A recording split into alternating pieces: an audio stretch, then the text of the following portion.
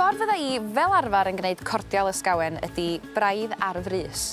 Mae yna rei pobl sydd yn gadael i'r bloda socian am tua 3 wythnos. Ond sgynna fi ddim mor mynadd i wneud hynny a deud y gwir wrthach chi, a dwi eisiau'r cordial fod yn barod bron iawn cyn I mi gychwyn I wneud o. Felly, os da chi eisiau cordial o fewn diwrnod, hwn di'r resait I chi. Y peth cyntaf I wneud ydy socian y bloda, I wneud yn siŵr fod unrhyw bryfaid neu faw yn dod oddi arnyn nhw. Mewn sosban arall, dwi'n cymysgu 2 kilo a hanner o siwgr castyr efo 2 beint a 3 chwarter o ddŵr, a'i roi o ar wres isal nes fod y siwgr I gyd wedi toddi. Mae angen codi'r gwres wedyn a dod â'r gymysgedd I ferwi mwyn i'r hylif droi'n glir. I mewn i'r sirup wedyn dwi'n rhoi'r bloda, hefyd 2 lemon a'i crwyn nhw ar wahân I ddyfnhau'r blas, ac 85 gram o asid citrig.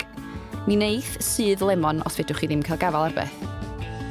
Wedyn, mae eisiau adael o sefyll am 4 awr ar 20. Dyma chydig nes I wneud ddoe. A dyma'r darn gorau o'r holl broses rwan. Mae eisiau rhoi y gymysgedd mewn colander neu gogor rhidill, be bynnag da chi'n ei alw fo. Dwi'n defnyddio myslyn hefyd I wneud yn siŵr fod unrhyw ddarna bach sydd ar y bloda, I wneud yn siŵr fod heini ddim yn y diod. Gael o I fewn yn daclus fydd y job wan.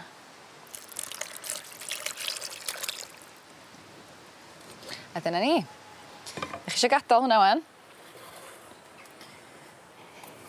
I wneud I waith hyfryd a creu hylif euraidd gwych.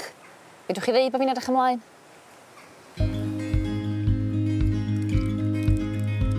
Wedyn dwi'n potelu'r cordial.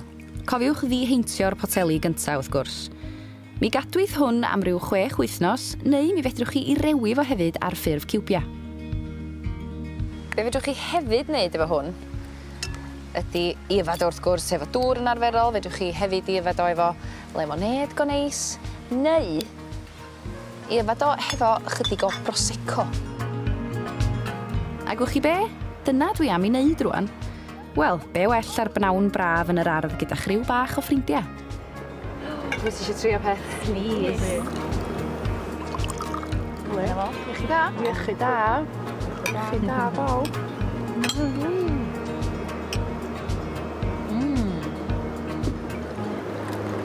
Oh, mae hwnna'n really nice.